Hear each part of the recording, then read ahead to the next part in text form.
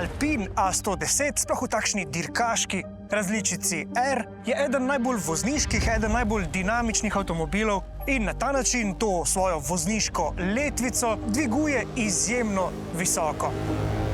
Ampak zakaj je ta letvica zdaj pomembna?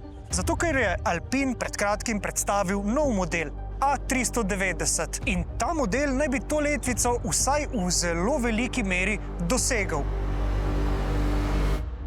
Ampak rekli boste, kaj pa je tukaj čudnega? Saj gre za nov, sodoben, tehnološko izjemno napreden avto, ampak dajmo zdaj ta avto pogledati od daleč. Namreč A390 je v primerjavi z A110 precej večji.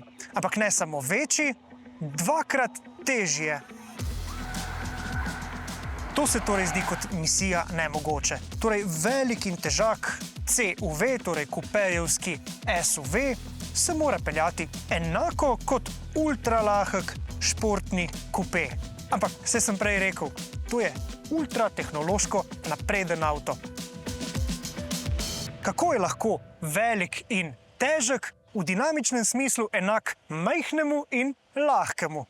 Za začetek ena nezanemarljiva tehnična značilnost. A390 je električen, ampak za razliko od večine električnih avtov nima samo enega elektromotorja, ampak kar 3 elektromotorje. 3 elektromotorjev pa A390 nima samo zaradi večje moči. Namreč to bi lahko v primerjavi z 2-litrskim turbobencinskim 4-valjnikom v tistem avtomobilu dosegel tudi samo z enim elektromotorjem. Pri Alpinu imajo 3 elektromotorji predvsem vlogo, da so razporejeni taktično. Enega imamo na prednji osi, 2 pa imamo na vsakem koncu zadnje osi. In s tem dobimo bolj odzivno in agilno vožnjo v ovinkih. Zdaj pa je na vrsti kako? Ključno za agilno obnašanje v ovinkih je seveda tisto dobro znano vektoriranje navora. In pri običajnih električnih avtomobilih to vektoriranje navora deluje tako, da sistem ESP zavira notranje kolo v zavoju. Torej tisto kolo, ki v zavoju prepotuje manjšo pot in s tem nekako zagotovi stabilnost vozila.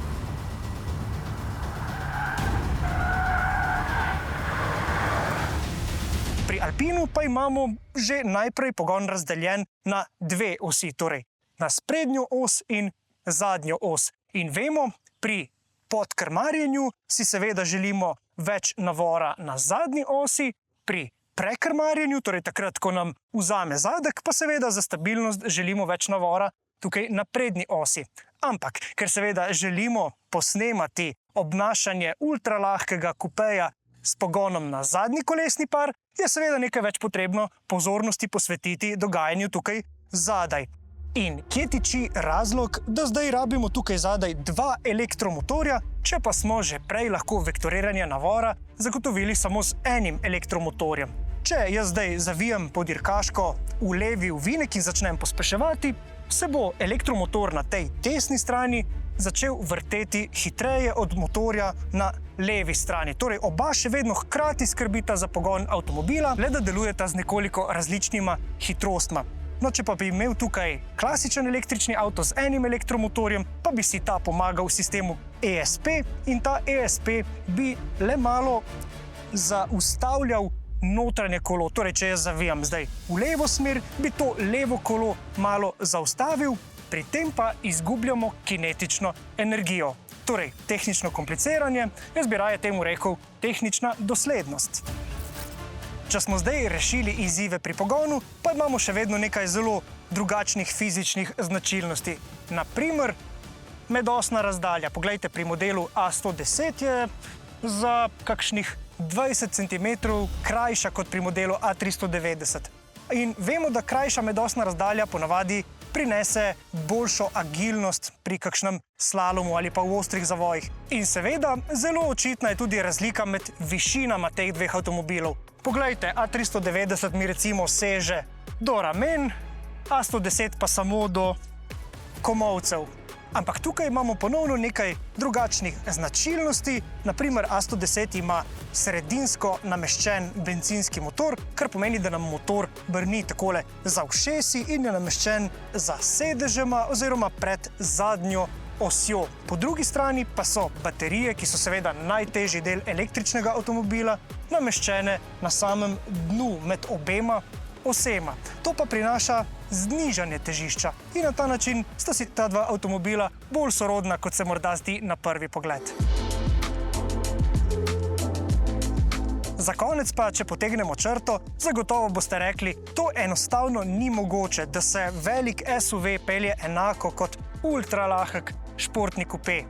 In veste, mi se s tem popolnoma strinjamo. Seveda, enačba F je M krat A še vedno velja, vsaj dokler ne bo Newtonu kdo dokazal nasprotno.